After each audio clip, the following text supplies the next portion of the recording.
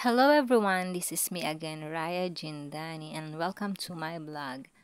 For today's video guys, I will share with you yung isang place na kinainan namin dito sa May Laguna, ang Smoky Eats. Ito pala ang kanyang ambience, relaxing, malamig, at cozy.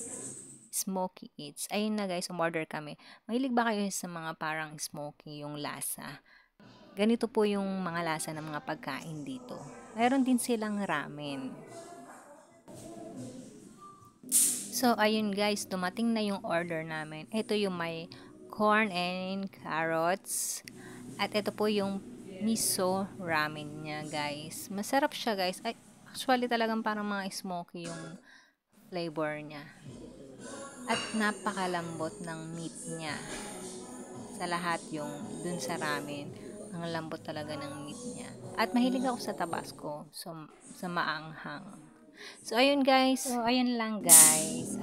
Thank you for watching. At ngayon lang ulit ako nakapag-video. Thank you guys for watching. Take care. And